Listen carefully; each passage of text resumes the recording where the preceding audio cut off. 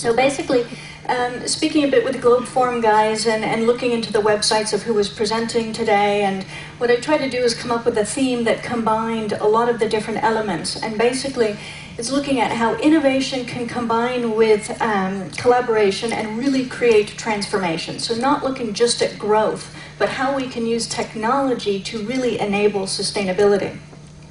So given that we have some students, I wanted to give kind of a quick overview. If we look at a matrix and see how sustainability can actually drive innovation, if we look at, on one axis, multidimensional economic benefits, so let's just talk pure euro, dollar, SEK, anything there, as well as how it combines with a positive impact, both environmental and societal, we start really with Sustainability 1.0. And this is where we looked at a lot of things like compliance and responsibility. We then moved to things like risk management and process streamlining. And this is where a lot of companies and institutions started embedding how sustainability can really drive difference in the organization. But most of this was predominantly economically driven. So we start from compliance, we move into some optimization, but really where we need to get to is where sustainability creates innovation and advantage, not only for businesses, but for companies, for countries, for cities, for citizens. When we do this, we actually follow the pathway to what is Sustainability 2.0. And Sustainability 2.0 is really technology-driven sustainability. If we look at what happened at sustainability in the very beginning, there was very little technology. It started out as mostly corporate social responsibility, a lot of grassroots organizations. Today, we're here with the Twitters, with the videos, with most of what's being presented are all technology-enabling devices and ideas. So the idea is to look at how we can move to innovation and advantage and use that as the drivers. We look then at sustainability as how it can enable collaboration. Well, a couple of people already today have started to talk about the initial 3 Ps. We look about the people, who these ideas benefit and who's actually promoting these ideas. We look at the profit, so what is really the benefit, and most of this being the business benefit or the cost savings that are associated. And then we look at the 3rd P, the planet. This in particular is made blue because the planet is not just green. We actually live on a blue planet. And for that reason, when we look at what the planet means and people that have environmental initiatives, it's important to consider both halves of that. Well, when we look at these 3 Ps and we say, okay, this is great, but initially everybody talked about, okay, we have to balance these 3 Ps. Well, if you look at a balanced environment, and you take a scale, for example, it's static. There's no movement. So if we try to balance, there's always going to be a fight because you try to create something that in nature doesn't exist. Balance will never happen. So what we do is we look at how we can add 3 more Ps that are dynamic Ps, how we can start to look at the purpose. So what is the strategy behind what we really want to do to create difference in the world? Then how can we implement that and turn that into tactics that actually create the difference, that our strategy proves that its point has meaning? And then prosperity. How do we create something that goes beyond profit? Maybe the intangibles, the brand values, the citizen well-being, the true difference in the world. So by combining all of these 6 Ps, we get a much more harmonic environment. So if we think again, you can either have a balanced scale that's always going to be fighting to be in just a very boring and stable environment, or we can think of something like a jazz band, harmony. Every piece is different. You need all 6 Ps in order to make a difference, but they all play different sounds and have different parts depending on what music is being played at that time. So basically, when we do this, we're able to create sustainable responsibility. What this does, it allows us to look at really what the opportunities or the challenges are that are being presented by sustainability. So we can then use these Ps to actually respond and to be enabled to do that response. And technology is the tool to do that. So then how can sustainability really create a transformation? Well, as I mentioned, we started out with Sustainability 1.0 in the 90s and the noughts. And it was predominantly negative. It was about, limits and reductions and recycling and stopping doing things and very negative, climate change. We may all die by 2020. And a lot of it, was about values. We have to stop because it's the right thing to do. Well, Now if we look at that, it really was about climate change, and here was the focus on the environmental climate. Well, if we look at what's happening from last year onwards, it's a much more positive picture. We start out with looking at value, so it's no longer just starting from our values-based of good common ethics and morals and making a better society and better business, but is creating value out of that, tangible and intangible. It's looking at things like being proactive. So don't just react to legislation and the compliance that it's told, but be proactive, come and think. And that's what all the presenters and the innovators you see here today are doing. It's looking at things like, really, how can we capture opportunity? How can we create it? Don't just respond to what's there, but really create the situation that's going to be tomorrow. And lastly, do that through multi-stakeholder communities, innovation and differentiation. If we think about the difference between these two, Al Gore's movie, An Inconvenient Truth, pretty much summed up quite well Sustainability 1.0. You have to, you must, it's a little bit dismal, but you know what, there's a little bit of hope. If we think about Sustainability 2.0, it's really now the service economy. How do we now start using technology to create all these services that can go way beyond the communities or the reach perspective that people have today? Basically, what that does is create climate prosperity, and here climate means the city climate, the political climate, the business climate, and the environmental climate. And we look towards prosperity. Let's create something good together. Let's not just focus on the negative change that's happening, but let's make that change be positive in the future. That's Sustainability 2.0. So how can governments, since today we're here being hosted in Helsingborg, how can we actually help governments take a role as an activist and a catalyst in this? Well, I came up with a couple ideas here, and sorry I couldn't find the Swedish word, I found a Finnish one.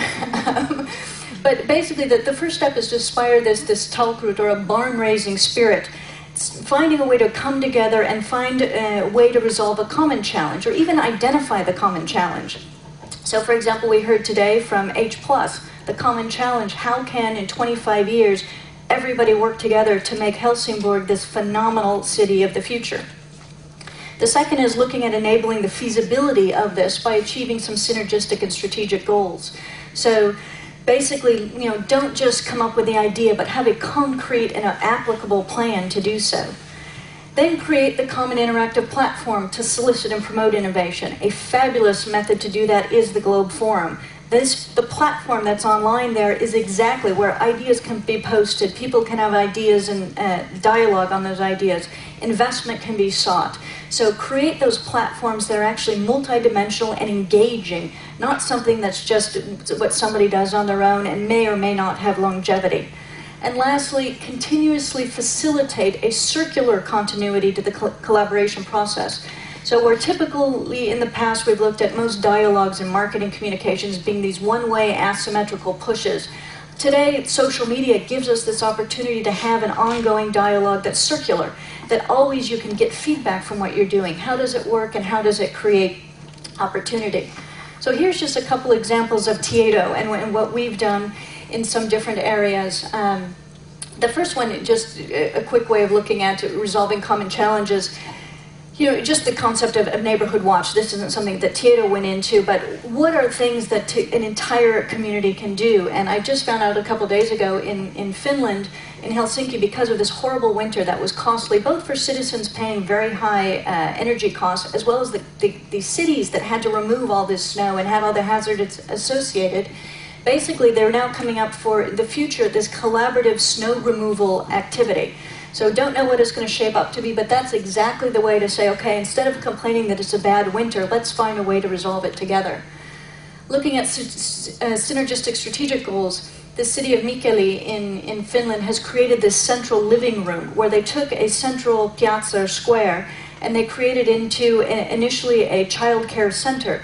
But that way when parents go downtown to do their shopping or socializing or whatever, they can have their children stay in this area that becomes an extended home. Then they have tons of ideas of how you expand that into incorporating activities and opportunities for the elderly population as well. Another example is Stockholm, the intelligent community, and how it's positioning itself to create a lot of different ways that their strategies can be implemented together, both from a government perspective as well as a business perspective. Creating innovative platforms. One of the things Tieto is doing is through RFID tracking. If there's a city event, for example, everybody participating can wear an RFID bracelet, and then they can be tracked. Did they use public transportation to get to that event? When they went to throw away their trash, did they throw away their trash in the recycling bin or just the generic bin? How they can then use that same RFID bracelet to get online, say what they thought about the event, engage with the community, give ideas for the next event. And at the same time, businesses can also collaborate and engage through social media platforms and other technology, mobile devices, and give them opportunities, coupons, other consumer goods that they could use at that event or after the event. And lastly, one of Tieto's big interests these days is demand response and smart energy. How can we really get into the energy world and digital dialogues by looking more at the consumer pull than a marketing push? So demand before response, and looking at energy and some of the great ideas that we've heard here today, how we can start attracting that new innovation and those new ideas at the very beginning so that the companies can then respond once that demand is made. So here, basically, from my life is kind of an integrated example that works along these lines. Basically, already gone green. Well, as I mentioned, it's now time to go blue too. And we created this innovation concept because CO2 is not limited to the air. 50% of it is absorbed by the waters. Fish in the world today are suffering from imposex. They can't procreate because of the pharmaceuticals that are getting into seawater because of our waste treatment. Things like the Baltic Sea here being the most polluted sea in the world, there's a lot of opportunities for us to start looking at the blue environment as much as we look at the green. So basically, some of the facts. Okay, well, the innovation here is how do we do the collaborative opportunity and have some strategic synergistic goals? Well, we start from going green. Going green is extremely important, and we need to do that. But at the same time, we need to look at how we can move into a blue environment. So first looking, as I mentioned, the oceans absorb, now it's been documented, 53% of the CO2 out of the air directly. They create 50% of the oxygen we breathe, so every other breath we take is thanks to the water. 71% of our planet's surface. We live on the blue planet. If you look at it from outer space, and some of the photos we saw today, it is blue. And 95% of the life-sustaining volume of our planet is in water. So, you can go a lot more time without food than you can go without water. So the idea is to be collaborative. We can go green, but let's go blue as well. So just to show kind of how this evolved to create these innovation platforms, we started out with a global campaign, Go Blue 2, involving the green world as well, and anybody that had anything to do, from NGO to governments to businesses in the blue world. We then created Marine Positive, which is a business, and said, okay, how can we now apply to help companies and governments and organizations actually understand what it means and utilize this for the best? And then, through crowdsourcing, we actually created the logo for the Aqua Trail. And on the next slide, I'll explain what that is. But basically, this logo development we did through completely open source. The Go Blue 2 logo is available open source to anybody that has a blue initiative to their company or their organization can use it. There's no problem with that. You just have to fill out a quick little 3-line form. And when we came up with developing this logo, we put it online and said, let's just see what's out there and who can come up with it. Well, actually, in the end, there were two, and we as partners couldn't decide which was the better logo. Well, we got a Swedish guy and the Italian woman to actually collaborate and do the last logo together online. So they've never met, but we came up with a collaborative approach. So basically, what is the Aqua Trail? It's the measurement and monetization of aquatic pollution. Basically the equivalent of the carbon footprint. We call it the Aqua Trail. It's all the gases, the liquids, and the solids. So it's everything that goes into water and creates the pollution. The reason we've called it the Aqua Trail is because basically, especially when you're looking behind ships, you're looking at the output from factories, you can actually see this trail. But then even, what we expected to see, this is something negative that we need to offset today in speaking about the H+ project. What's so neat is that there's this idea to bring the water into the H+ project. It's a positive aqua trail. They're bringing it in from a river and flowing it into the city, since they can't get all the city directly to benefit from the waterfront that's here on the sea. One of the initiatives that we started as well from continuing the expansion, the continuous process improvement on this, is blue ports, where we're now working with cities around the world that want to designate themselves as the first blue ports, where they start recognizing really what is the damage that they're causing to the blue environment around them, and how they can start collaborating together between the governments and the businesses that are there. So basically, when we look at things like this, we're looking at the shipping in the world today. Research just was finished a couple of months ago, and the press release said $18 billion a year, 13 billion euro is what the shipping industry alone creates an aqua trail of. That's actually moving both goods and services, but also people. So everybody every day that takes ferries or uses boats or other types of water transportation is impacting that blue environment. So basically, we talked about how we start from a common challenge and get to a collaborative result. Well, basically, if we look at where we are recently and still are in many places of the world, we can get to where there's truly a better blue world. Go blue too. Thank you very much. It was very interesting and inspiring. Actually, I'm thinking about this 1.0 and 2.0. If I understood it right, I mean, we have been quite reactive, and we have had the sustainability 1.0, and now we are going to more define the future, if I understand you right. Sort of define what sustainability is, and then take action and use actually new technology to reach that goal. Is that right? Exactly, because, exactly. I mean, sustainability, isn't that built in sustainability that you use less resources, less energy? So if you sort of define sustainability within different areas and use technology to go there, is that what you actually exactly, and it's the engagement of that as well, to use technology to engage the people, to create the ideas, to share the ideas. We don't need to continuously recreate the wheel.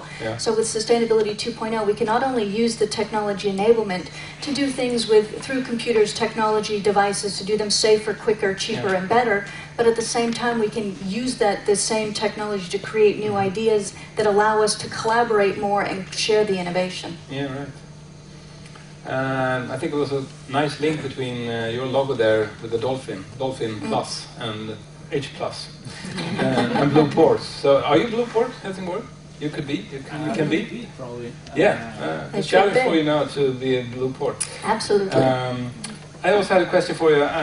We were talking about this earlier today. I don't know if you grasped that, but compare Sweden to Denmark sometimes when it comes to innovation. But we have 10 times more clean tech companies in Sweden compared to Denmark. Interesting. But they export for 3 times more than we do, because they are so good at selling the innovations. Have you seen any difference here compared to what you see in the US, and how you have a built-in sales process that is much stronger than we have here, both in school and in company? Have you seen any difference here that you can touch on and learn us something? Well, you know, it definitely is interesting, and I think it is a cultural perspective a little bit as well, that I know they're not Scandinavia, but the Nordics, the Finns have some saying about don't put the cat on the table, which I guess means, you know, don't have too much bravado and say too much. But at the same time, you need to create the enthusiasm that's shown here, and that passion that you have in any of your ideas, or even if you just want to make a difference and you don't know how to do it, that passion is what's best communicated. And to look at a way the Swedes have that. I mean, that's what I've seen here, is just the way they talk about making things better. And I don't hear people complaining. They always talk about the opportunity for constructive criticism. So I think it's just a matter of taking that little bit of a risk, because it's already built in, and there's just something prohibiting it a little bit from the application of it. But if you look at what your neighbors are doing, you look at all the opportunities, the technology is here, the willpower is here, and it's just a matter of putting the two together.